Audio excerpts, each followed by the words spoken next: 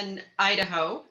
I am in a kind of a rural outside of Boise. So Boise is our capital. I'm outside of Boise in more of a rural community area.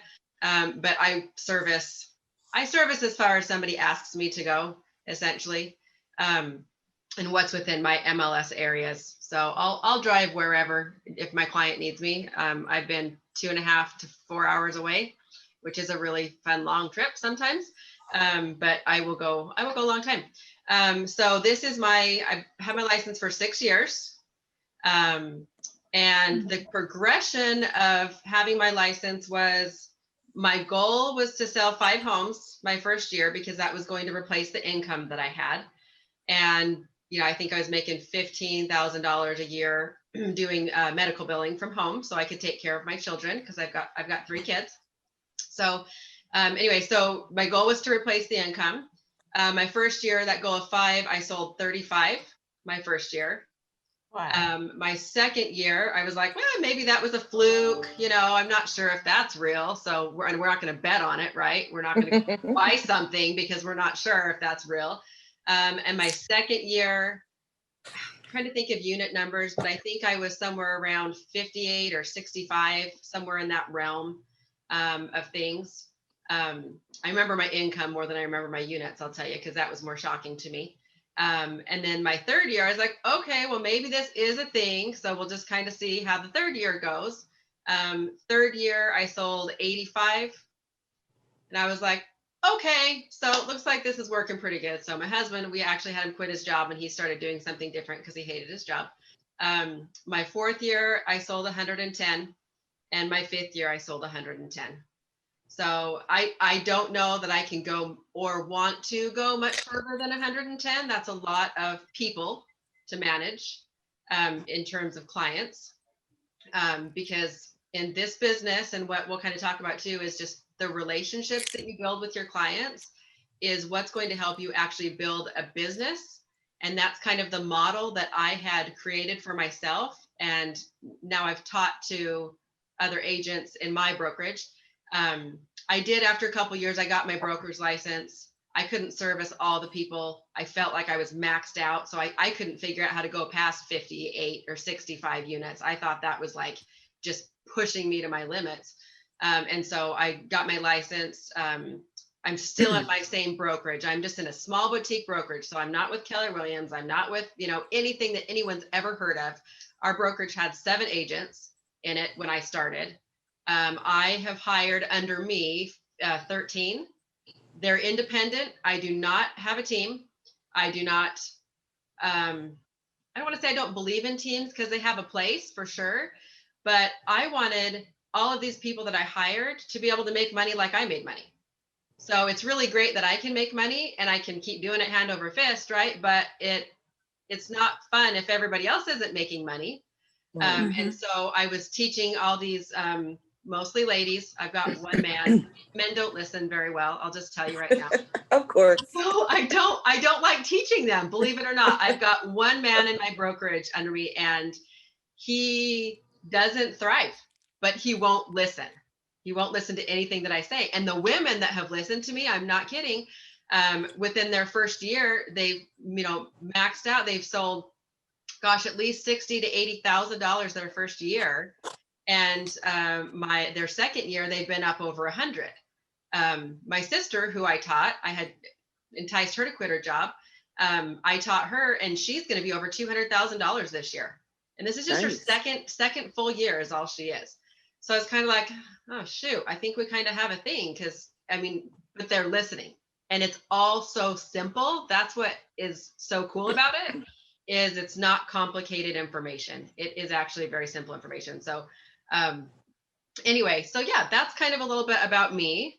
So I love to sell, but I love to help other people. So that's why I'm like, well, crap, you guys want some information? Let's pull some people together and we'll have a group. So why not, right?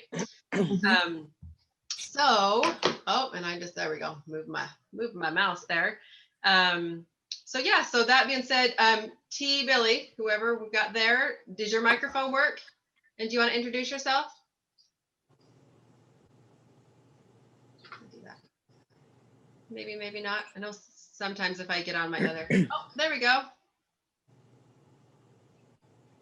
You there?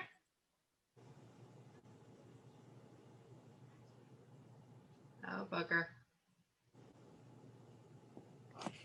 Okay.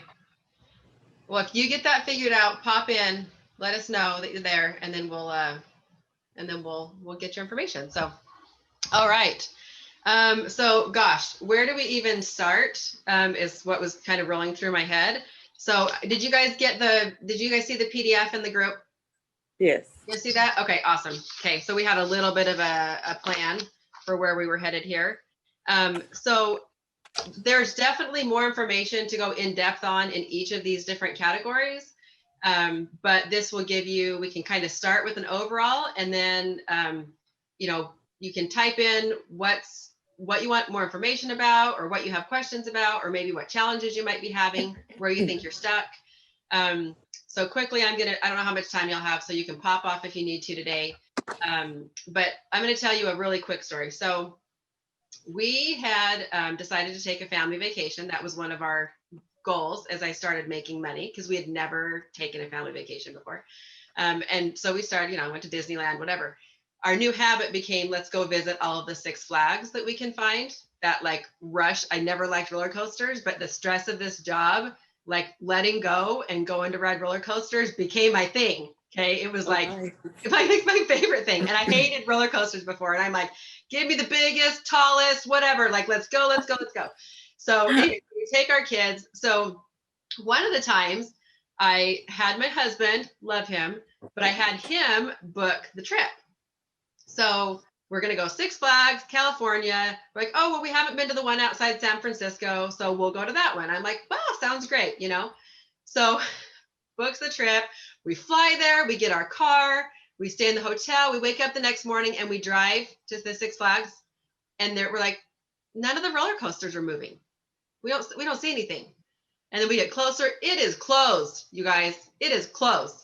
And I'm like, oh my gosh, we just flew and drove and it's closed. Like, I'm like, honey, did you check when you like scheduled this? Did you look online to see, if it, and he's like, well, I know I looked. And I was like, okay. So we're like pulling up and all while this is happening, I got my teenager yelling at me like, what the heck, mom? Like, what are we, she's all upset and ready to cry because she thought we are going to go ride roller coasters. She gets disappointed very quickly.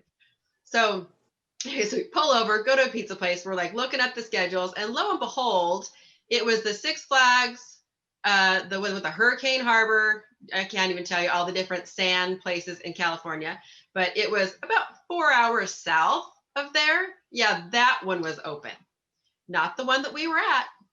So we had to quickly, and I will have a parallel to real estate here. So we quickly had to go, okay, so now we have nothing else to do in San Francisco. And we really wanted to go to Six Flags. We bought season passes, by the way. So what are we going to do? So we quickly pulled together a new plan.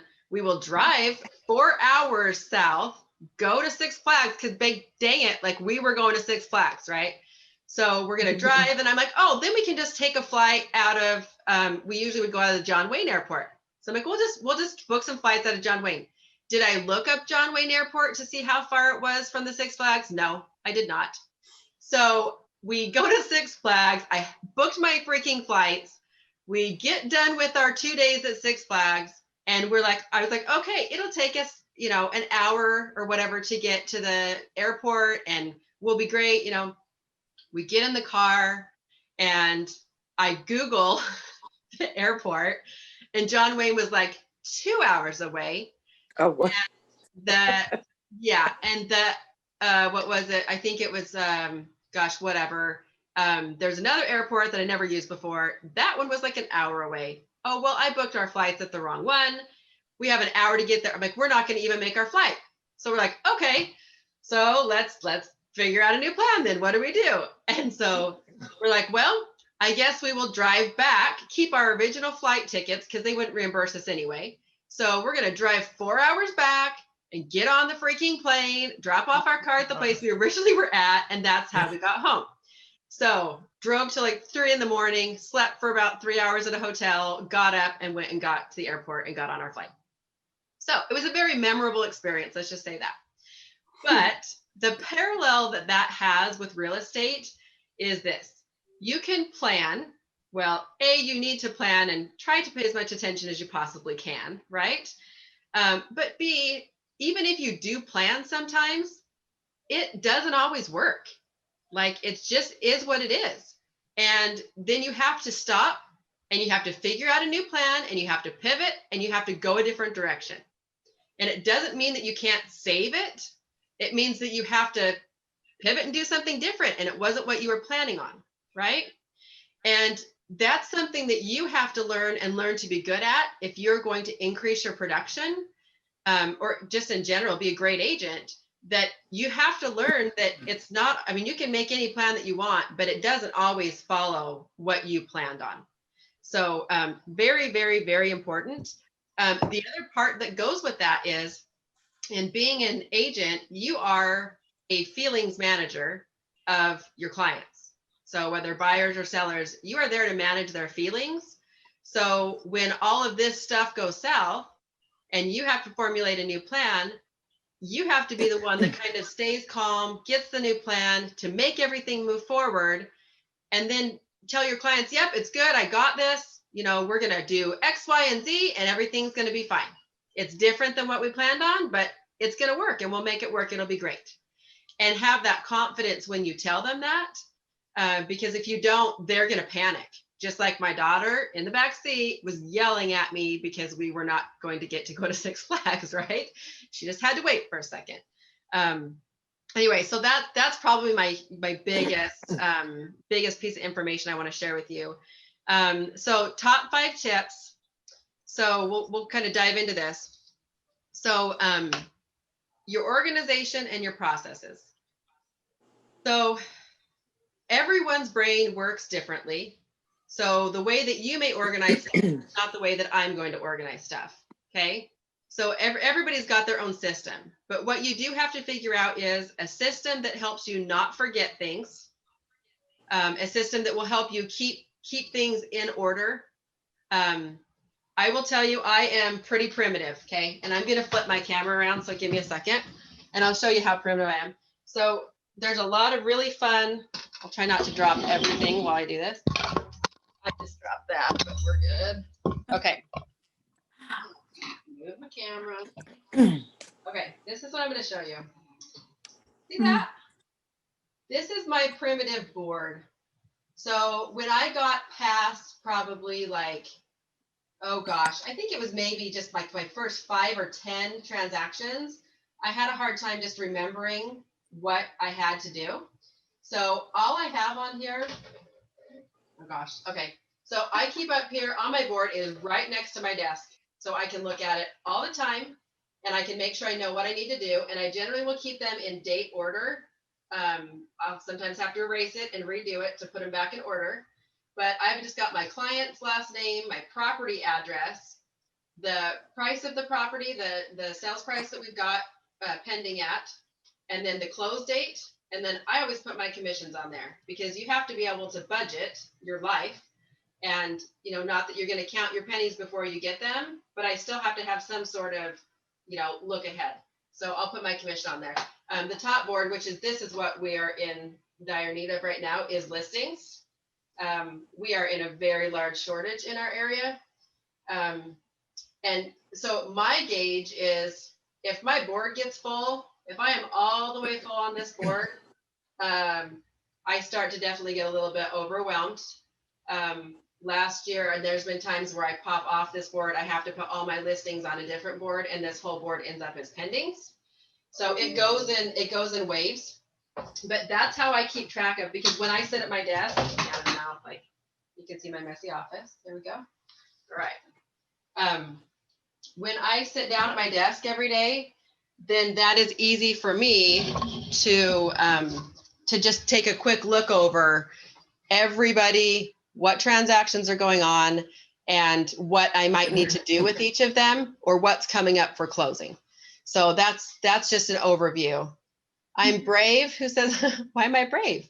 Okay. Well, I have yes. something. Yeah. So we kind of have something similar here. Let me turn around so you guys can get a picture get an idea of what oh, I guess I can't do my camera. So we actually have a whiteboard Okay. as well. And then we'll have our active listings. Okay. And then we have September, October, November, and December. And then we have these little cool magnet things. Oh, look and at so that. we do the same. Yeah. So we do the property address, the sales price, when it closes, and then the one in red is our option period, because we do have an option period here in Texas. Okay. So and so every day when we come in, you know, we have a lot of stuff going on, and we start knocking them out. And then we also use a program called Dot Loop, which helps us out a lot, or it helps me a lot. Dot Loop's a really good program. And you're putting all your information online so that you can be able to access it like from your phone. Is that what you're doing on Dot Loop? On Dot Loop, every time when I walk into the office, I go to my Dot Loop and I go through each file, all my transactions that are going on. I go through them and, okay, what do I need to do for this one? Oh, I need to do this and this, and I get to it. The next one, next to it. That's how we do things. How you're programmed. Yeah. Mm-hmm, well, mm-hmm. and that's what I'm saying. I mean, there's so many different ways you can do things too. It's just what way is going to help you remember, right, so that you're not forgetting steps or things. And I've tried a lot of different things, but you know, I did end up having, so after year 5, by the way, at the end of last year, 2 years of 110 transactions, I did hire an assistant to deal with my, like, uploading my paperwork and helping me open doors sometimes and stuff like that. Figured I'd earned it by then. And so she started putting all my pertinent information, and I can share with you, I'll put a PDF on the group that's just kind of like a transaction sheet with all the pertinent information, like who the title officer is, the title company, the other agent, all their contact information, your client's information, in case I need that very quickly. I don't have to like log into something. I just pull up my Adobe. She puts it on Adobe app on my phone and I can just pull it up and grab their contact info. Or if, you know, somebody calls me for something, I know. The other thing that I tend to do, let me find it here. Actually, on my, the other thing I tend to do with my listings, this one expired, but this is what I used last year, is I actually have in my planner, I have all of my, you won't be able to see it very well, but anyway, I have sheets for all of my listings in my planner and sheets for my buyers, because what I found is the busier I got, so say you get 10 listings up, okay, and somebody calls and says, hey, what's the price of this listing? And you're driving in your car, and it's like, shoot, I don't remember, because you're going to get enough of them that you're going to start forgetting, right? Either the address or the price or whatever it might be, or how many bedrooms does that one have? And you're like, maybe 4, not sure. Anyway, so I put all the pertinent information, and I will put this checklist up as well for you. But you know, the property address, the contact information for the homeowner, their information of kind of timeline to sell, the price that we're at, and then some property highlights about it. I'll usually take this with me and write those notes when I do a walkthrough on my listings. I'll go make notes even on just a listing appointment for the first time I see them. I'll make all these notes on here so that I have this with me all the time. So I don't have to pull it up on my phone, because if somebody calls you, then it's a whole lot faster to just grab it out of my purse and then trying to pull up the listing on my phone and get them the right. Do I pay my assistant hourly or by transaction? So I struggled with that. I tried to hire my mom for a while just to like input my listings and stuff, and I paid her per transaction. My assistant, I kind of have figured out how many hours, I don't know. So I pay her $35,000 a year, to tell you straight up. That's what I pay her. So she gets, it's almost about $3,000 a month. Does she work 40 hours a week? No, she doesn't work 40 hours a week. But there are times, you know, when I offered her that position, there's times when we're going to work a ton and odd hours. And then there's times when we're not going to work very much, and I'll have her do random things, and I need her to jump and go when I call her.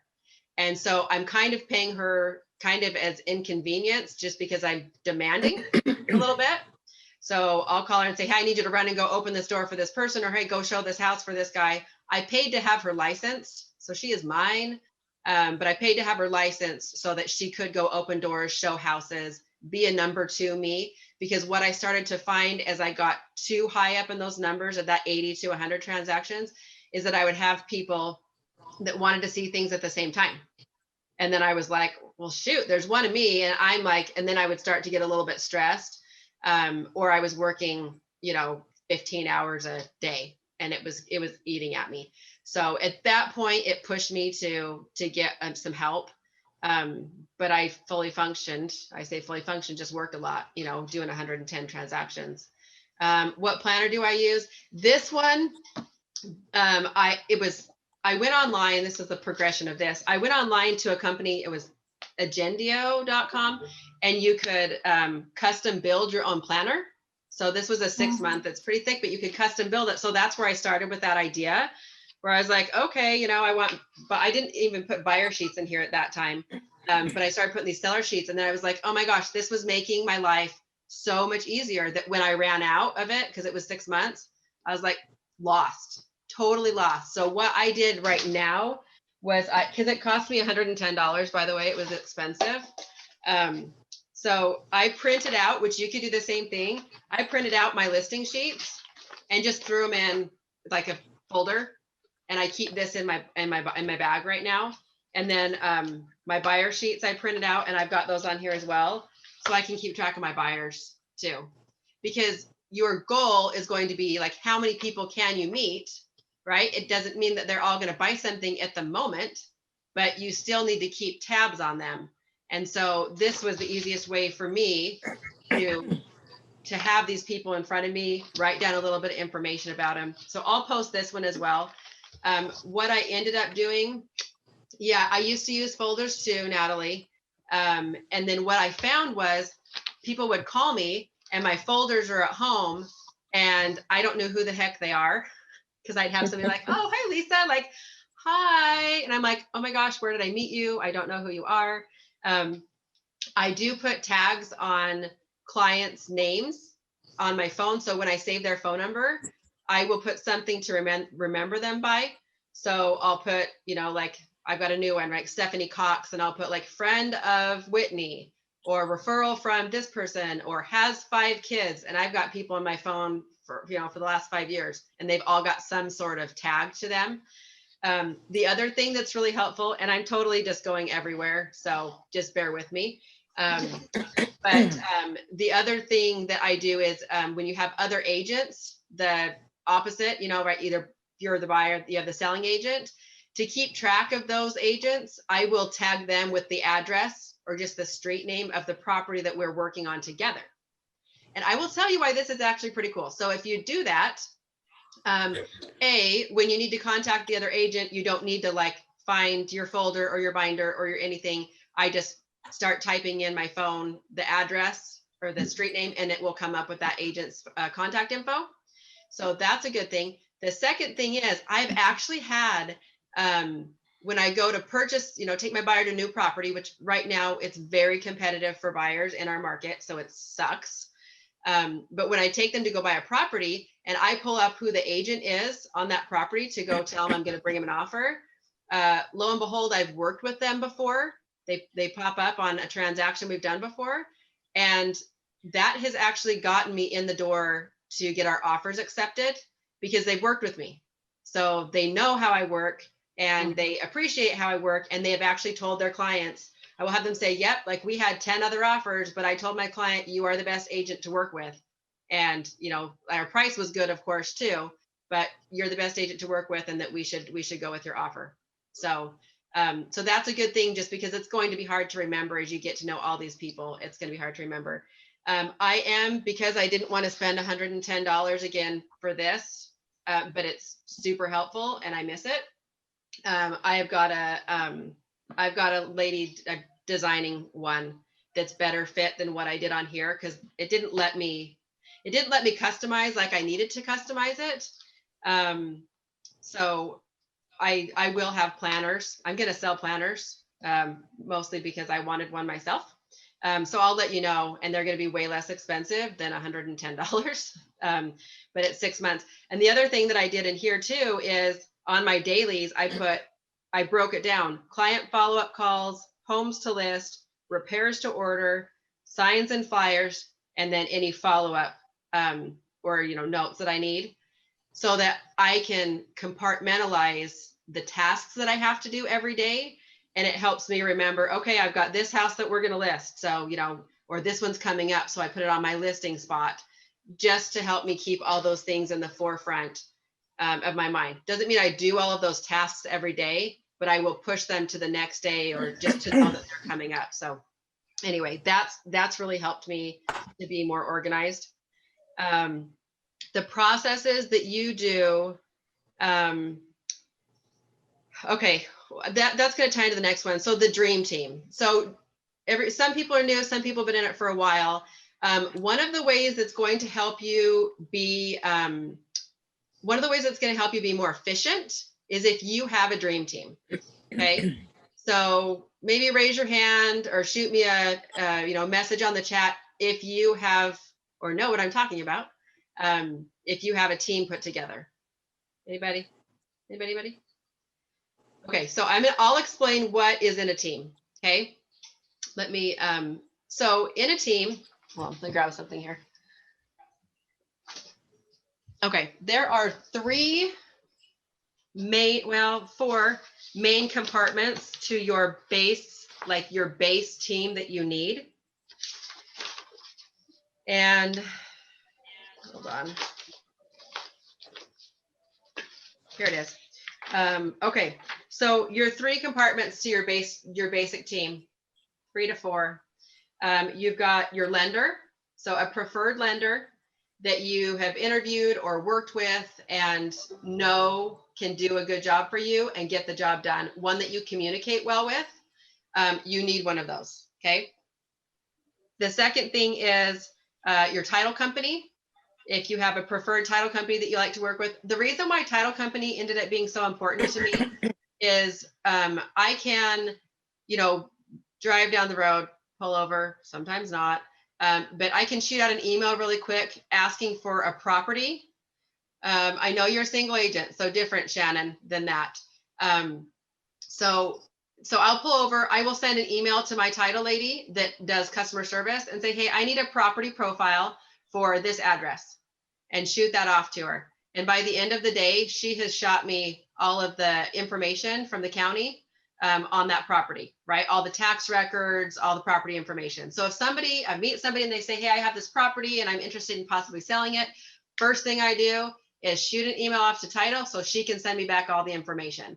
That saves me time and having to go online and look up all that information by myself. It just ends up right in my inbox.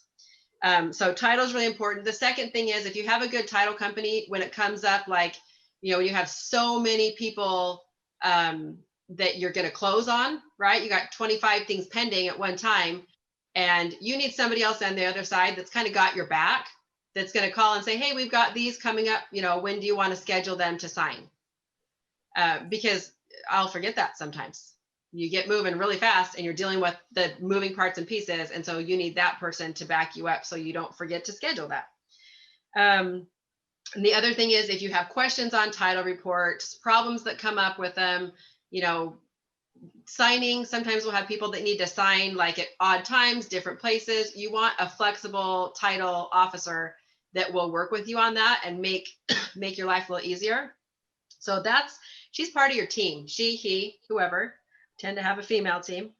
The lender that you use, one of the reasons why that is so important too is because you need somebody who's competent in qualifying people. So you shouldn't have to worry or babysit that if you have a client that does an application, that they're not going to respond or get that done in a fast manner. It's all about how fast you can do it, right? So there are some lenders that are going to take a week to get a pre-approval. That's unacceptable. That's not acceptable at all. Or lenders that take too long to close. That's not acceptable either. So you fish through the ones and you can interview them. That's what I did to find one that I liked. I've tried different ones. You can notice buyers that you have that come to your listings. Any of those buyers that show up, their lender, see how they function. And it's maybe one that you want to call and interview if you don't have one. What should you ask for? In terms of lender, is that what you're asking, Natalie? Yes. Okay. So for your lender, the questions I ask, so if you guys have bought or sold real estate yourself, if you've ever had any good or bad experiences, that's a place that you could start. Okay.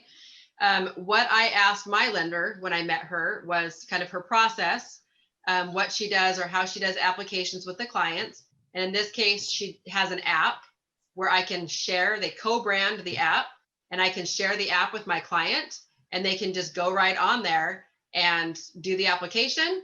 It notifies me, it notifies her, and then I know that they've done the application, and I know that she's got it, and I can check back in with her later that day or send her a text and say, hey, this one's an emergency. We want to buy a house right now, so I need his approval as fast as we can, or whatever other information I need to communicate to her. So, so process, how is the application process done? They need to make it easy, because if it's hard, then you will have clients that don't want to do it or won't do it. You have to make this as easy as possible. And when you communicate that to the client doing the application, you need to communicate that, hey, this is easy, super fast. Just download the app. I'll text it to you and do the application. It's simple, take you 5 minutes. Call me if you have any questions and let me know when you're done. That would be what I would say to them. So that's okay. Do work on a team. Okay, cool. The other thing that I check with the lender on is how fast they can close. And the question I asked them was, and this was important to me, I had a situation where we were not going to meet our, let's say, in our state, we have a homeowner's exemption. And what that means is if you are owner occupied, you get a tax exemption on your taxes, on your property taxes. Well, there's a deadline to meet, which is April 15th, that you have to file that exemption. So I personally was buying a home, and my lender at the time, not my current lender, I did not have a license here at this time, but the lender, I said, we need to get this done before this date. She had plenty of time to do it. And she's like, okay. Yep, I'll do it. Right. Well, I take people at their word. If you're going to say you're going to do it, I expect you to do it. So she gets closer. She was not going to make the deadline. We were going to be like 2 days late, which was going to cost me like an extra $1,200 in tax. It was jumping up my payment. And I said to her, you didn't make your deadline. Are you paying the difference? Because you didn't make your deadline. And she says, yeah, don't worry, I'll take care of it. Okay, that means she'll take care of it, right? No, we get to closing, and I asked her about the credit for the difference in taxes, and she's like, I never said I'd do that. Oh, I was pissed. I was so pissed. And I was like, okay. So when I met this lender that I interviewed, her name's Whitney. When I met her, I gave her that scenario. I didn't tell her the outcome, but I said to her, what would you do if you were up against this deadline and you couldn't make, you were missing your target date, and so it was costing the buyer X amount of dollars? What would you do? She said, I'd pay for it. I said, okay, that's the right answer. And ever since then, there's no argument. I don't have to worry about my clients being angry because the lender's being greedy over $500. Or I had one lender one time that wouldn't pay like a $50 difference. The client was arguing about a cost that they had on there. And they're like, so sorry, this is just the way that it is. And then just left them. And that's not the type of person that I want to work with. So the other thing is you need to make sure it's somebody that you can communicate well with, and that you may be like, me and my lender, we're on the same brain wavelength. And that helps us. We think very similarly. And so it's real easy for us to communicate back and forth and be highly productive. So you want somebody that you can communicate well with, and everybody's got a different personality. So I would find someone that works very similar to what you do, so that it's a very fluid situation. Does anybody have any comments about that? Comments, questions? Okay. And Billy, okay. Oh, Teresa, there we go. Teresa, Billy. 8 years in real estate. She's an associate broker, and she does work on a team of 3 agents. Awesome. And she's on an older PC. All right. Okay, picking up new clients. So this is interesting. So there are a lot of different systems, things you can pay for, stuff you can do. It was never stuff I could afford, so I never did it.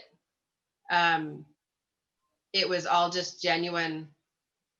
I don't know. I picked up people genuinely, I guess I should say. So the reason I say pay attention in picking up new clients is because if you, let's say you get a phone call, you have a house listed, right?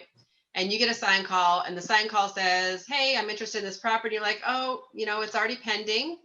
And they're like, okay. And then you say, all right, have a good day. Bye. And then hang up. You completely missed an opportunity right there. So the coolest thing about having a listing is that the contacts that you're going to get off of having a listing. If you could do one thing, get listings, because that's where you're going to start getting more and more buyers from, right? Who usually have something to list as well.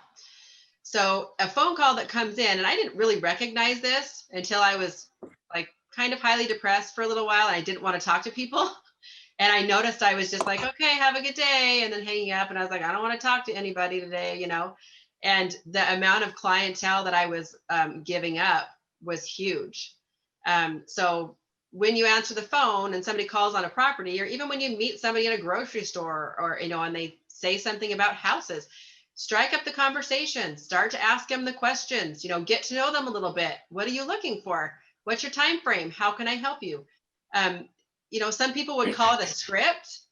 I don't do scripts because it's not genuine. What I do is, man, if this were me and I was looking for a home, what's going to be important to me? Or what's happening in my life? So I just met this person. What's happening in their life? And have like a genuine interest in that person, and don't just think of them as another sale or another number. They're a person. So I would throw out the scripts. Honestly, if you were reading something, then it's going to be really hard for that love to come across to your client and that genuine interest in them. It's going to be really hard for them to feel connected to you if you're just reading a sales script, blah, blah, blah. So it needs to be about them and about their life. So anyway, anybody have any comments or help on that one? You're quiet now. Y'all going quiet on me?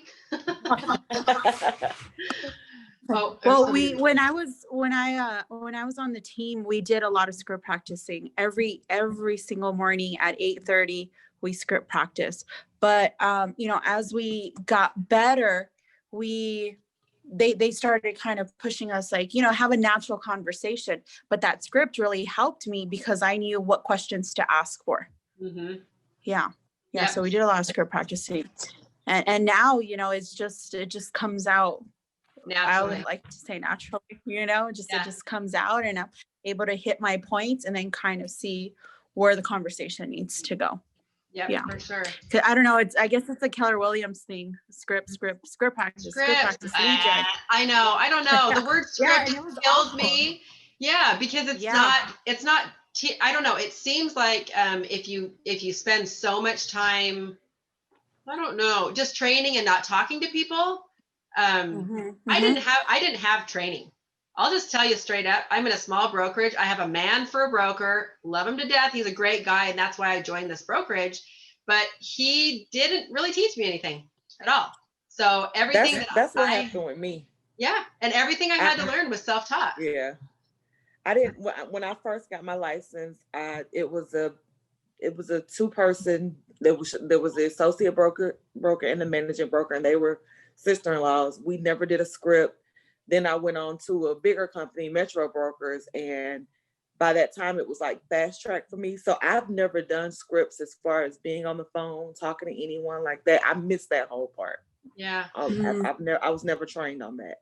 Well, and if you sit down, and I'm trying to think if I have that, I've got a little bit of a training on that, but it's honestly write down all the things that you would want someone to ask you, or that are important to you if you're going to move. What school district do you want to be in? What kind of area do you want to be in? Do you want a big lot? Do you want a small lot? Do you want neighbors next to you? Do you want to be on city services? Do you want to be off grid? There's so many questions that you could ask. Biggest too is like, what's your time frame? What's your situation? What's going to be most, like best for you to move in? I guess it's common knowledge, but when people drive in script, like so much, it feels like the personal touch to it really disappears. Especially if you were to sit and read something. Just think, they're just people, man. They are just people. And one thing that I didn't mention, well, I'll get to, it'll be a surprise. I'll tell you in a minute, but Amanda just hopped on. Hi, Amanda. Hey, sorry guys. I saw that it was like 10 a.m. Mountain Time, and I'm like, oh no. We're all figuring it out. Tell us a little bit about you, where you're from, how long you've had your license. So, okay, I've only had my license for a year and maybe a couple of months. Okay. But my story to go along with that is since during that year, I've been with 5 different brokerages. Not some of them because of my own, will, but a lot of the times they've either closed or they've been bought out by somebody else. That happened to me twice. And through that, I've learned how to be so self-sufficient without having to lean on a brokerage. And that's where I'm at now. That's why I'm now at 100% brokerage, 100% commission brokerage, because I have over the year learned how to kind of develop myself by myself because of that. So that's awesome. Yeah. And what units do you do per year or this year? What are you slated to do? Well, 6, and that's because I've been jumbled so many places. Right. And if it wasn't for me to be self-producing, I probably would have had 0 if that was the case, because I've been within just this 1 year, I've been at 4 different brokerages. That's a lot of transitioning. It's hard to establish yourself and your brand. Right, exactly. Yeah. And that's what I have learned and I've developed. And this is why, as far as like CRM and tech, because I've been shifted around so much, I couldn't develop, I couldn't get comfortable and have enough time to get used to the brokerages programs. So I had to make sure that I had my own systems in place just in case. I almost kind of like PTSD because I've had 2 brokerages get bought out by another company. And so with that shift, they closed down the tech that they provide. They closed down your email address, the CRM that they provide. So because of that, it had made me create my own. I didn't create my own CRM, but that made me go and purchase my own CRM and my own type of, I called it kind of my drip campaign, but it's a tech that hasn't been really that popular yet. And I'm really surprised. And this tech alone has helped me convert and nurture a lot of my leads without me having to do a lot of active work, because I have a 3-year-old daughter. So I can't spend a whole lot of time on personally sending out listings each time. And it automatically does it for me. It's called Real Scout, and it's cost efficient. It's like $35 to $40 a month. Some people have used it as a CRM, which you can, but basically it is a type of tech where it pulls from your MLS. You don't have to have, you may have to have a broker co-sign on that to make sure that they are participating as far as the MLS system, if that makes sense. Yeah, sharing the information. Yeah, basically. So it kind of gives a good opportunity to, if you have a lot of buyers who are they have very specific needs, like they want one story with a pool. That way you can have it narrowed down, and without you having to sit every day and every second of the day to have to manually send them out listings, because it does Right. it for you. And it's really nice too, because then it will also tell them how quickly it goes pending, and they kind of get an idea of how quickly the market is moving too. I mean, it just depends on where you live. I'm in California, so Moves quickly. quick. But yeah, I mean, if you want, I can share my screen to kind of show how it works if you'd like, if you had. Yeah, let's hang tight for just a second, and we're gonna finish going through our team, and then we'll get that direction. Does that work? Okay, Yes. awesome. Okay. The next person that we talked, lender, title company, so a home inspector. So a home inspector on your team, an ICOM team, and you can have more than one, but you want to definitely make sure that you have a home inspector that is on the ball, can get out there in a moment's notice, or a couple days notice if that's what you need. One that will do a thorough job but not freak out your clients. So trying out different ones, you can get recommendations. And usually what I would do, technically we're supposed to give the client, I think, 3 options to be legal. So you can give them the 3 options of different inspectors, and maybe the pricing differences between them. And then they can choose which one, or if they say, I don't care, just order one for me, that's fine. But you want to make sure that you've got somebody. So in a competitive market, the reason why I say timing is so important is, in a competitive market, when you're going to write an offer, you don't want to put 10 days for an inspection period, because if you do that, then I've had them come back. I mean, I don't want to take one. If I'm the listing agent, I don't want to take a 10-day inspection period, because then you're 10 business days, you're 2 weeks off the market. And if they decide to cancel, or they don't like what they saw, then you've just lost 2 weeks on the market. And so you need to try to hit a shorter time period to be more competitive. So I've been having to put 5 business days for an inspection period. And one of the ones I found can get out there in 2 days for me. So then it's fast turnaround. Also helps you move through the process a little faster too. So that's an important person.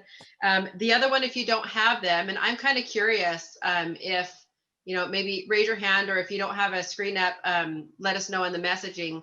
But do you have a photographer, professional photographer? So unless, yeah, okay. So super, super, super, super important. That's probably one of my favorite people. I guess all of these are my favorite people too. But if you're going to try to go list 45 properties a year, if you're trying to do the photos and you're trying to edit them all and get them online and all that, that takes so much time, and you're not going to have time to do that. So you have to figure out what items you can kind of outsource or hire done, and who can do it better than you. I think I probably paid my photographer $8,000 or $9,000 last year by the time we were done, for the amount of listings that we did and photos that she did.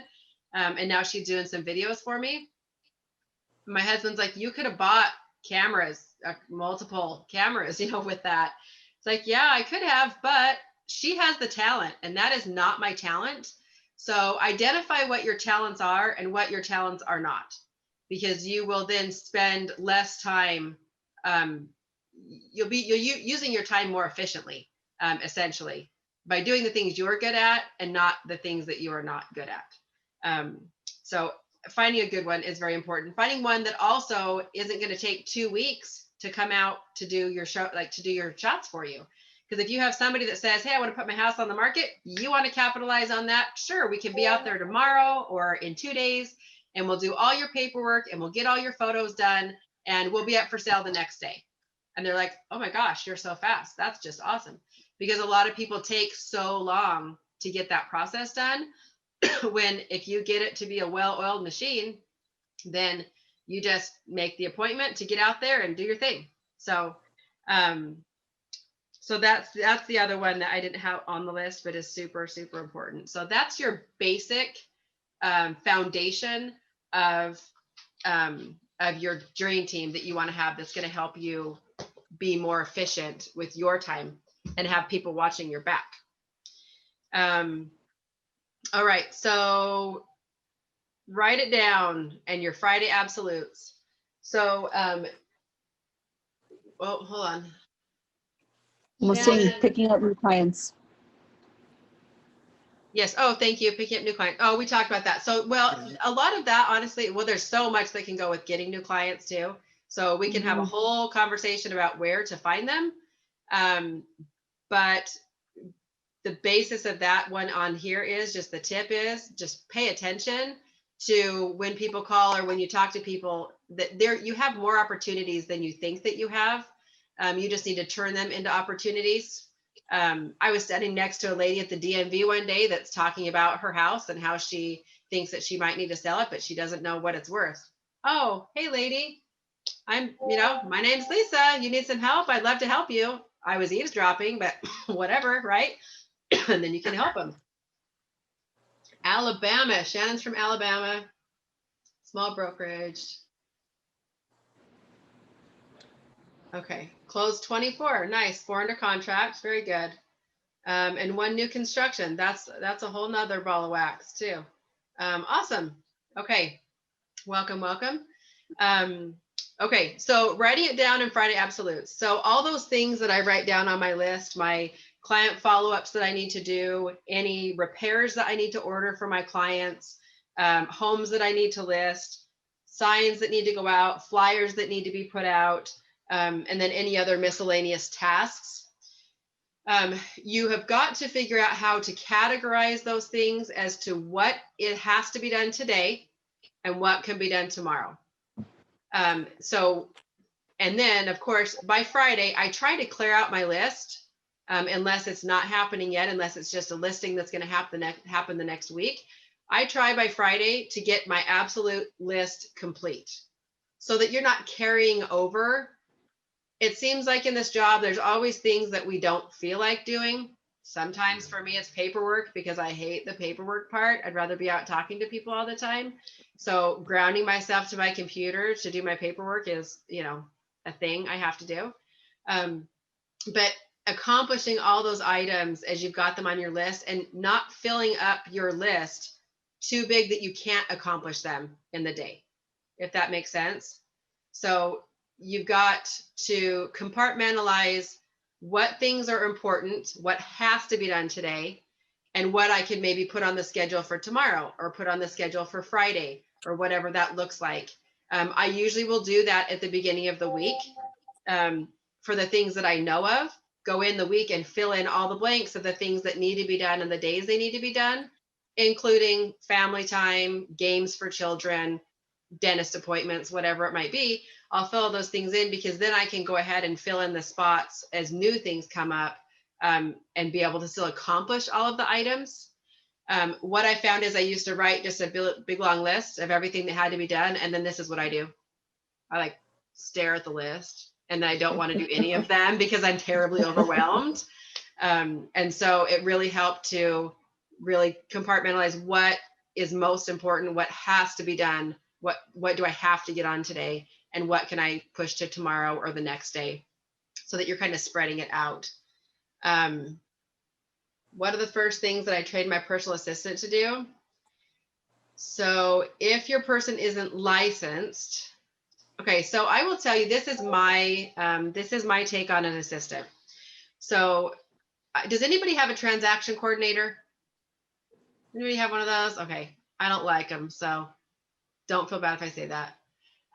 So what I haven't liked about, as I've done business and worked with other agents, what I haven't liked is when they have an assistant or a transaction coordinator, which is usually the unlicensed person. If you have a transaction coordinator, what has been happening is the agent gets the contract, right? And then passes the contract off to the transaction coordinator, and then they're out. They I'm out. And then they're like, oh, contact my transaction coordinator on that, contact my TC on that. And it's like, dude, answer your freaking phone and answer the question, because it's your listing or it's your buyer or whatever it is. And then you can never get a hold of them again. And it's very frustrating. Well, the problem that I have found with that, and why I was very careful with what I have my assistant do, is because I cannot be detached from the client and I can't be detached from the transaction. I have got to know what's going on the whole time. And the only times that I've like co-listed a property with one of my other agents and I try to have them do the work, essentially, I tried that, have them do the work. I don't really know what's going on. So I can't micromanage that transaction very well. And sometimes crap has hit the fan and I haven't been able to stop it. So it's very important to me it is easier to keep up and to keep ahead of things than it is to try to fix stuff that went wrong because you missed it, right? The reason I licensed my assistant was because I needed her to open doors. As I started to increase my volume, it was helpful to have her go show a house for me. Or if I was going to go out of town, that she could go show houses for me. Really, that was the biggest thing. Unlicensed can't show houses. They can sit in an open house for you, but they can't go show properties. And sometimes I need two of me. And sometimes I want to go to my kid's basketball game. And so she can go show a house for me, however that works. I have her take care of uploading all my paperwork because we have to have everything into the brokerage. So she'll, just like a transaction coordinator would, she'll check all the paperwork, make sure we have all the signatures, kind of be on the back end to make sure I didn't screw something up. And then she'll get everything uploaded, thrown in my filing drawer in my room. I send her out to put flyers in. I send her out to put signs in. That was a lot of time and running around that I was doing that I didn't have to do, or that was something I could have her do, I guess I should say. I'll still do it myself too. Just depends on what's going on. Okay, so Friday absolutes, get them done. Fostering. Okay, so this was the trick. This is what I wanted to tell you that I kind of forgot about. So out of 110 transactions, so let me tell you, when I talked about pivoting, sit on my legs here. When I talked about pivoting at the very beginning, right? My story about our really fun trip to Six Flags. What I recognized in my business was about every 3 months, you have got to analyze what you're doing. And if it's not working, you have got to change it. You've got to change it. So one of the most important things that you need to look at is, where is your business coming from? So it's okay to try different things. People ask all the time, should I do Zillow leads? Should I do OpCity? Should I do RedX? What am I supposed to do to try to find my leads? Whatever you want to try it. Like I did try Zillow my third year. I paid for some Zillow advertising. I got some leads that way. If I didn't pay attention, though, I wouldn't have known how many of those leads actually worked, how many were good leads, if it was worth my money, worth my time, that sort of situation. Zillow changed their formula and I didn't like it and I quit using them because it wasn't worth my time anymore. But there's a ton of free options for free leads that you can be able to use. But whatever it is that you're going to choose to do, follow it, track where your business comes from. Huge. And I can't tell you, I went in and I taught a brokerage over in Utah, and out of 16 agents that had been there for a time, I asked them, where does your business come from? None of them knew. They had no statistics on where their business was coming from. So how do you then cater to or invest more money in, or if you're going to choose to do advertising, how do you do that if you have no idea where to even invest in or where you're getting your people from, right? So that is so important. So what I found, this was the interesting fact. So last year, I went through all of my transactions and I went through to see where all of them came from. 95% of 110 transactions, they were all repeat clients and referrals.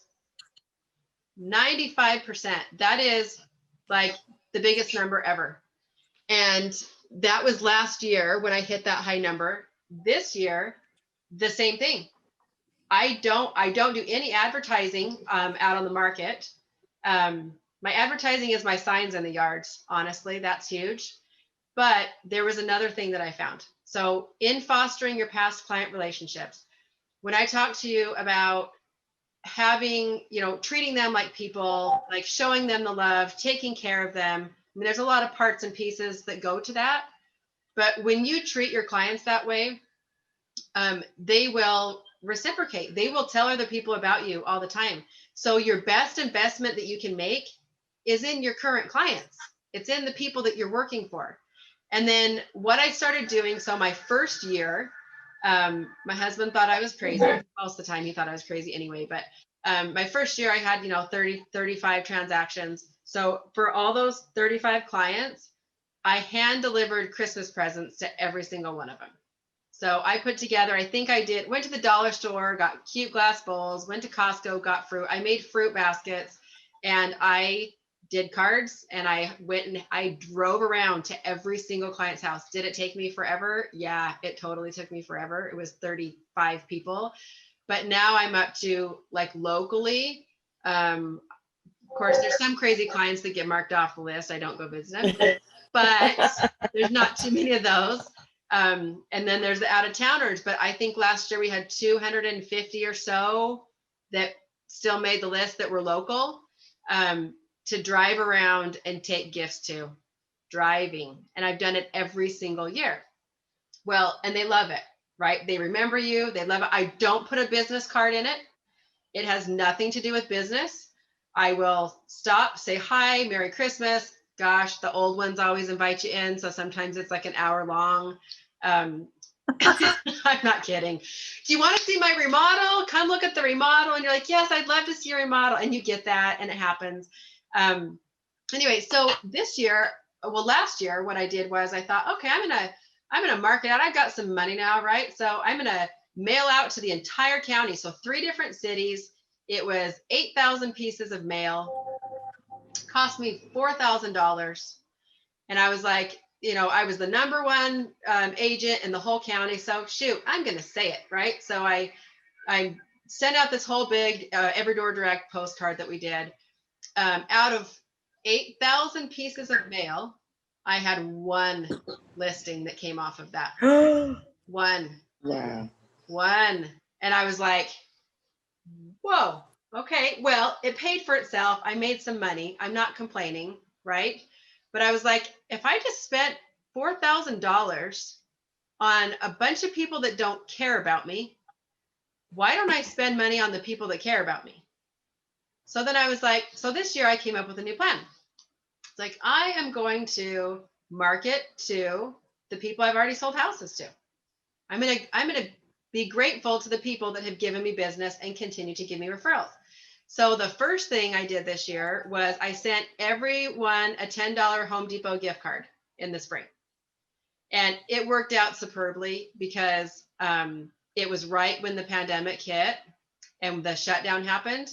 And I was getting ready to send them out soon. We created a card. Maybe had my assistant do it because I'm not the creative type, but she made a card. We ordered off Vistaprint. Didn't cost me more than, $80, I think, for 300 of them. And it was a checklist. It was a home cleaning or a spring cleaning checklist, right? Clean out your gutters, open your foundation vents, whatever. It had like 5 different things on there, 5 or 6.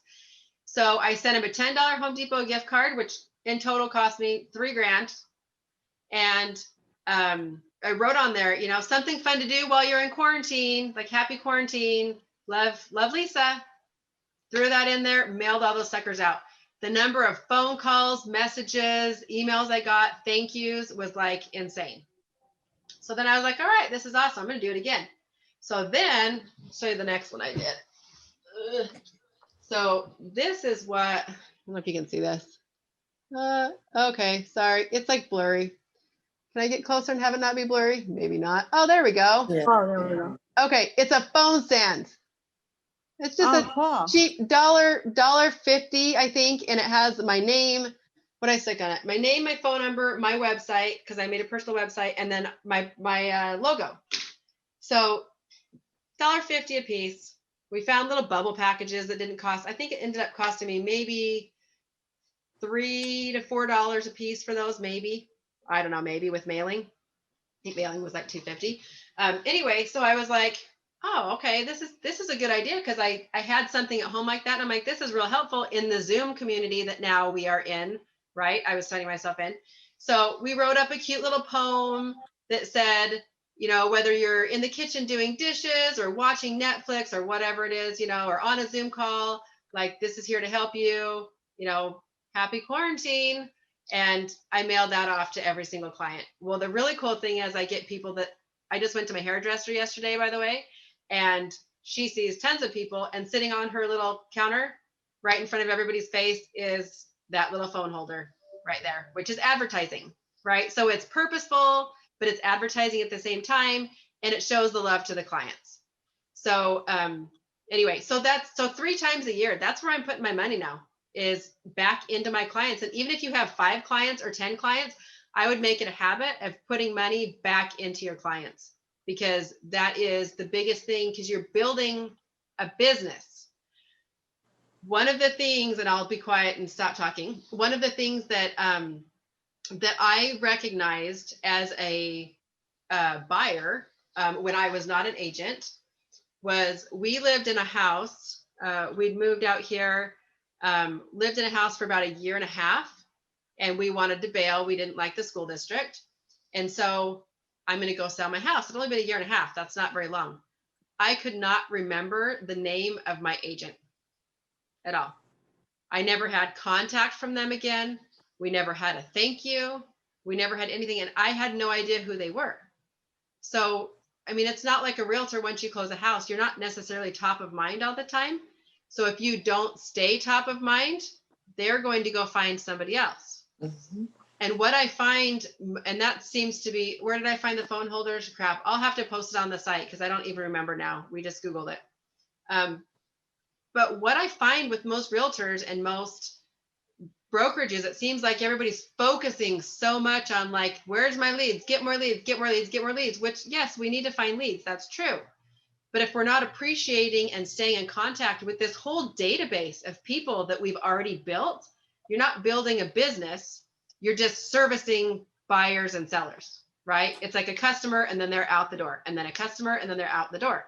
And you're not taking advantage of actually building your own, you know, kind of community, but, you know, your own brand and your own, it's a business that you've just built. So I think that's probably one of the, like, the wrong things that people do. Especially, do you guys ever come up against somebody where they like, oh, yep, I sold my house 3 months ago, and now I'm looking to buy a house. I said, well, do you have an agent helping you? Nope, I don't have anybody helping me. All right, so what did that agent do wrong? And I'll ask him, like, is there a reason you didn't like your agent? Oh, no, they just, you know, I mean, they just don't stay in contact with them. So great, you got a paycheck, but don't move on and run on to the next paycheck. You know, still run to the next paycheck, but take care of your clients and foster those relationships, and they will continue to love you, and you will be building a brand and a business and a referral based business. So I don't advertise. Besides loving my clients, I don't do anything. I just take phone calls. People call me all the time to list their houses, 110 houses a year. And I don't do anything besides get referrals, and that's it. I don't do Op City anymore. I don't do Zillow anymore. I don't take any of those, because I don't need to. But it's been building, and it's only been 5 years. And I did that by year 4, by the way. But I really believe that even by year 3 and year 2, I had started building that brand, because the way I was treating people. How did I get there? Okay. I started building that brand and taking care of those people.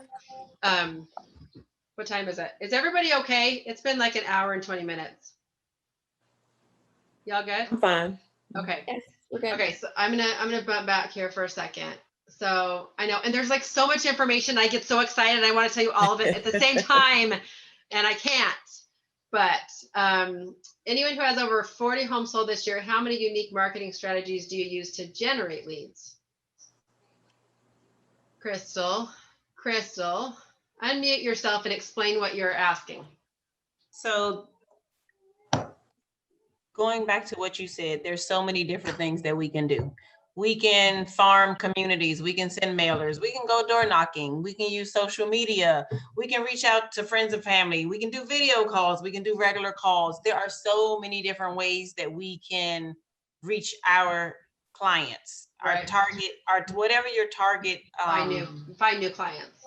your right, whatever your client avatar is, right? So once Okay. you have that client avatar, which strategy do you go with, and how many do you use? Because using all of them sounds like far too much. And It's obviously, yeah, if you've had 40, 60, 100 sales a year, you obviously have honed in on what's effective. So How many of those things do you use? Right now, you're using past clientele. Yes. However, a lot of us on this Zoom right now, we may not have past clientele. So Okay. how do we get clientele to become past clientele? Gotcha. How many No, that's a strategies? good question. Yeah, how many strategies do you recommend putting into place? So I would make a list, okay? And I'm one that can tend to be overwhelmed. So I would make a list and I would try one or two at a time. I would not overdo it. And the reason why I say that is because A, it becomes overwhelming, and B, you have to be able to see what's actually working. So, okay. So I'm going to have this other class up and I will post it or a link, but there are a lot of free, so I'll give you a few of them right here. Okay. So some of the free ways that you can do business. And I say this now, it's not what I did because it didn't exist when I was doing mine, but when I just was teaching my sister last year how to build her business, this is one way that helped to catapult her forward to just get that base, right? You got to get the client base is what you're looking for. And then once you have the base, then you can start to receive the referrals and the repeat business, but getting the base. So she signed up for Op City and was doing Op City leads. So are you familiar with Op City? I'm Never not. heard of it. Okay. So Op City is it got bought out by Realtor.com. Okay. So here's how the system works. You have Realtor.com and you have Zillow, where you can pay to be like a premier agent or preferred agent. And you go through a rotation where if somebody clicks on a property and they want help, then they will rotate that to whatever the next like premier agent is, and they'll send you the phone call. Mm-hmm. Okay. So that's what I had done with Zillow. That's not my first year though, but I had done that with Zillow before. I don't want to overwhelm you. So what Zillow started to do was intercept the phone calls and then call you and try to do a live transfer of the call to you. So they already answered the call. It was kind of very awkward. And then they would do a live transfer to you. It still can work. It still works, but it became less effective. Honestly, I'd done it before and it became, when they changed that model, it became less effective. Realtor.com, they'll shoot you like an email or a text or whatever that says, hey, there's, you have a new lead, and then you have to click on it and call them very quickly. Okay. Okay, so stay with me for a second. So Op City is free. Okay, so Op City is free, but they will charge you a 25% referral fee on, well, I think they're like a 30% referral fee on the back end. 30% of your commission? Yes, 30% of your That's commission crazy. on the back end. Okay, I need to switch to my. You're fine. So the thing about it is though, it is free. It's not costing you anything up front. So it's still building your business base. So like what my sister had done is Op City, she didn't have money to pay for leads up front. So she didn't do Zillow. She didn't do Realtor.com. She just did Op City. You have to be very quick because Op City will send a lead out. They'll send a text out. Well, it's like a mass text that they'll send out, and whoever clicks on it first to call that client, I think they only allow two or three, I think, to even call the client. And then it says, sorry, the lead's already been taken. So you have to be very quick on your phone in order to do Op City, but it's free. So what do you have to lose? So I would always say sign up for Op City. And I think you have to do that through your brokerage, if I remember right. Op City is free. Home Light is also free. Okay. Homelight, they don't send out to everyone. It's not like Opcity. It's not quite as competitive as Opcity is. And their referral fee is only 25%. Okay. Now, remember, you're not counting the pennies. You're trying to get the business. So $2,000 paycheck is better than a $0 paycheck than not having one. So you may be, in the trenches for a little while as you're building this, but then eventually, like my sister doesn't really take Opcity leads anymore, and she's going to make $200,000 this year. And she doesn't have to compete for that anymore because she's built her base. Okay. So Homelight is a really good company. And the leads have been pretty good from them and free. Amanda said that she uses, Amanda, yeah, you use realtor.com and it pays for itself, and it can. Realtor.com, depending on the area that you're in, the type of leads that you get, and how good you are at fostering those leads. Yes. That's important, because it won't do you any good if you don't know what to say to the person when they call you, right? So that's important. I would start with those. The other thing is, I'll give you a little bit of homework. The other thing is, if you have not established your profiles on these websites, you need to get on and do that now, like now. So I will explain the importance of that. So Zillow carries over to Trulia. So you just have to do Zillow, realtor.com, Homelight, Fast Expert. That's also a referral program. Fast Expert is, and they're 25% referral. You have to do profiles. It's going to take you some time. It's definitely homework, but profiles on all of these, and then set up to get referrals off of them. I'm closing off. I think I'll still make like a $6,000 commission off of one that was off Fast Expert that I took. Still a good program. It's still free advertising, right? Free lead. So go through and get all your profiles done and sign up for those. That is honestly where I would start. And let me explain why profiles are so important too. So I will receive phone calls from people that have just found me on Zillow or found me on realtor.com, or they found, and then they'll find my website and message me through there, or they just message me or call me through Facebook, or not Facebook, but through Zillow or realtor.com.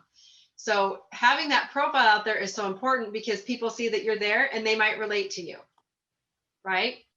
And that's free, absolutely free. So get on all those sites. Gosh, I mean, honestly, the other thing that I would look at doing, so that's all your online presence that you need to work on. And that is 100%, like, if you're not doing that and you're complaining that you don't have business, then you better get on and do that, because you're missing a big piece of the puzzle. As you sell things, you need to make sure that you're recording your sales, that they're carrying over to all those sites as well, so that it's showing that you have sales. So that's also very important. Zillow, you actually have to record them yourself. And hint, do not record your price of what you sold it for on Zillow. It helps with their estimates, which we don't want to give them. So so I wouldn't record a price. Yeah, that's going to be your homework for now. The other thing that I did is I put, I don't think I have it on my computer. I put stickers on my car. You can probably see on it's on my Facebook page too, but I have decals. It cost me $400, but my first year, no joke, you guys, I had a magnet from Vistaprint that cost me 25 bucks, like old school, put magnets on my car. And the reason why that was important to me, and if you're in a good, safe area where you can do that, everybody knows what I do. I'm a driving billboard. Like, so they know I'm a realtor. So if they have questions and they need an answer, they can ask me. Or if I go to church and I park in the parking lot, people see that I'm a realtor. So then you're letting people know what you do without having to walk around and be obnoxious and tell them all. And that is really huge. It's funny. One of my agents, I tell them all, put them on your car, because you will have people approach you when you have them on your car. Somebody needs help and they don't know where to go. and you're parked in the Home Depot parking lot and they're parked next to you and they're going to say, oh, you're a realtor, and ask you a question. I've had people call me on the freeway when I was driving, sometimes because they hate my driving, but sometimes they've called me, right? I had them call once and my husband was driving and I was like, I'm sorry. They're like, could you drive faster? They texted me and I was like, my husband's driving my van with a car full of teenagers, so I don't know what to tell you. Oh my God. But I've had a guy call me more than once when I'm driving down the road. One of my agents, no joke, this is probably the best one. She was getting gas and had an old farmer guy approach her. He has a $3 million property that he needed to list. And he approached her and started talking to her about it. She got the listing. Nice. $3 million. And then from that one, let me tell you the chain reaction. From that one, he decided he wanted to sell his other personal property that he had and buy another one. And that's a $1.3 million farm that he's got. So from a gas station with stickers on your car. So I guess those things that I just told you, I would do all of those to start with. I tell all of my agents, all of those things are so important. They need to be there because then you have a presence. One of my agents was going to get a new car, so she took her decals off and then she drove around with it for like 4 months and never bought a new car. So she ended up having to put them back on. But she had people ask her, oh, are you still an agent? Are you still working? Because they were so used to seeing her stickers on her car. And when she took them off, they thought she was not working anymore, thought she wasn't an agent anymore. So it's huge. It's free advertising, or I say free, even if like right now I did like the vinyl, I didn't wrap it. It's not gaudy and all over. I'm not like a driving billboard, but it's on my back windows and on my side windows. And anyway, it cost me $400, but everybody knows what I do. Everybody knows what I do. And they think you're so busy and everywhere because they know what you do. Now, if you're on a team, so Jacqueline, you work with somebody, right? And then somebody else said they're on a team of 3 people. Right. All of you need to do similar layouts of decals on your car. And that is huge too, because it's going to show that there's more of you. You look like you're everywhere. People will start to notice because they're going to re-see it. It's important. I was at a county meeting last night, a planning and zoning meeting. Some kid I've never met before. And he's like, oh yeah, everybody knows who you are. Everybody sees your car.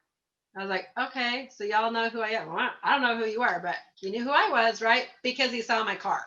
Like, just my car. Has nothing to do with anything else. So, that would be the homework. All the websites, get decals on your car. If you're trying to increase business, I would start there. That's huge. And then of course there's a gazillion other, parts and pieces to stuff, but I would say I've been talking forever. Does anybody else have anything they want to talk about? Is this helpful? It's very helpful. Yes. Thank you. It's helpful. Okay. And this is what's interesting, wasn't told to me by my broker, doesn't seem to be common practice necessarily. Just these simple things.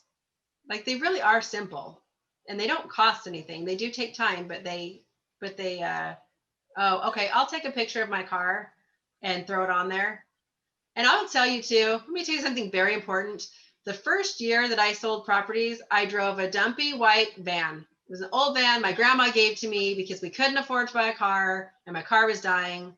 And so that's what I drove for like a year and a half until somebody hit it and I had to buy a new car. But that was it with old decals, like, little Vistaprint $25 decals on it. So my opinion is, you don't have to dress the nicest. You don't have to have the nicest car. You don't have to be the coolest person in the world. You have to be considerate and loving and worry about other people and care what happens to them. Like that will make the biggest difference. And that's not something that I feel like anybody teaches, because all they teach is all the scripts and all the sales calls and all the blah, blah, blah, blah, blahs. And that's not common sense. It's not common knowledge, and it's not personal. And if you miss the personal, then you're not going to flourish, So anyway, that's my opinion. What do you say? Oh yeah, the area, you're 270 a month. That's probably about normal. I'll tell you, Zillow got super expensive. Gosh, for my, I think when I started, and that's one of the reasons I quit doing it too, but when I first started, I think I was paying like 250 or 350 bucks a month. And I was getting leads and it was okay. And it was like a gazillion, but it was still good leads. To get in my zip code now, when I quit doing it, it was like $1,600 a month. Mm-hmm. Insane. It was Mhm. insane.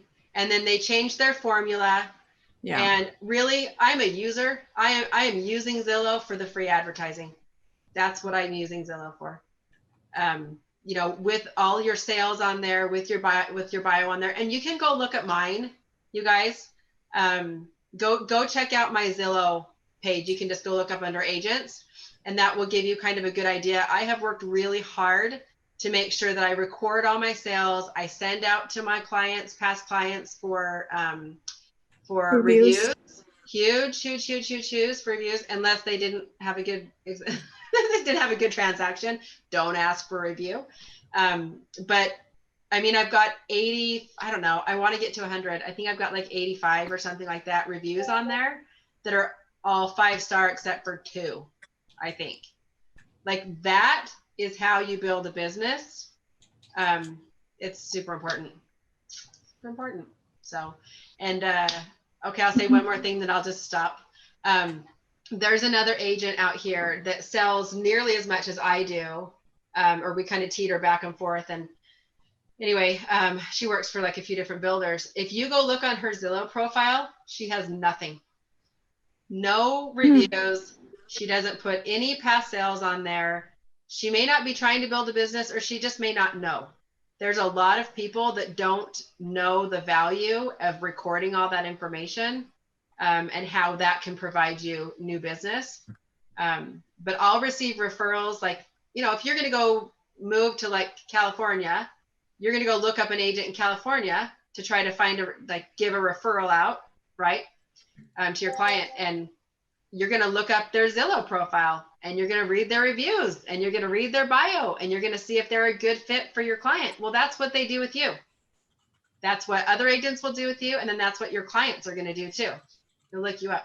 So that'd be it. Do you guys want to meet again like next month, or what do you want to do?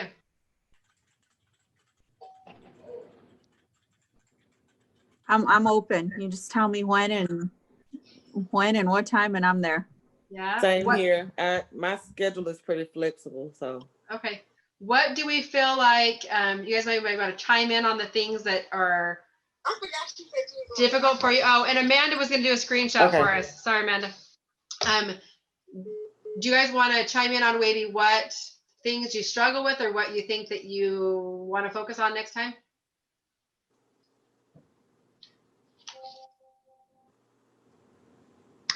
Yeah. Think about it as you go through the week, and post stuff up on the Facebook group, so that I have an idea of maybe what, like where we need to go a little bit. Cool beans. Leads? What?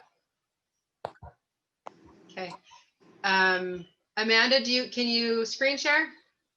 Yeah, I can do a screen share, or I mean, we can even set it up to where we could do it another day. People had some places to go. Yeah, we could do it next week. We could hit on that next week. Yeah, totally. I like this Friday morning kind of, if it's the same day, time.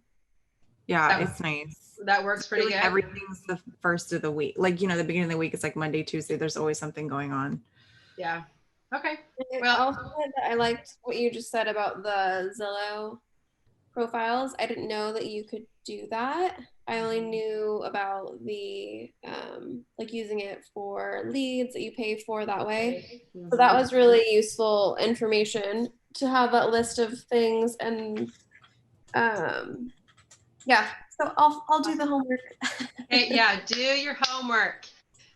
Let's meet. I don't know. We can either meet next week or in 2 weeks, whatever you want to do. It's up to you guys. Is it over? I don't want to overkill you. let's do 2 weeks because we have This is volleyball about- state championships next week. So I'm going to be watching volleyball. So let's plan for November 6th. November 6th. Okay, cool. Yeah, we'll just November do same 6th, that time, works. November November 6th. Yeah. So I'll post that on there. And then that gives you guys, you got a whole lot of homework to do. So work on the homework. And then you can come with more questions too. We'll kind of do follow up for what you guys have done so far. And new challenges that you may have too. So, and then I'll get up, there's a time management. Somebody said they worried about time management, but there's a time management. Yeah. Okay. Okay. I know. And that's something I struggled with for a really long time, mostly because I'm like either hot or cold. And I'm not a very good in-between type of person. So anyway, I will put up a video that I had done because I had one of my other agents in my office asked. So I did a video on that. So I'll post that up. It's just like, I don't know, 10, 15 minutes or something, kind of about how to schedule a little bit. Since we don't really have a schedule, we get to make it up. And then I'll put up those PDFs and stuff on the group too. So that gives you a place to start from. So, all right. Okay. Awesome. Thank you so much, Lisa. I appreciate the information. You're welcome. You. Nice to meet you guys. Have a good day. Yeah, thank Thank you. you. Goodbye. Bye. Bye, y'all. Bye. I can get myself out.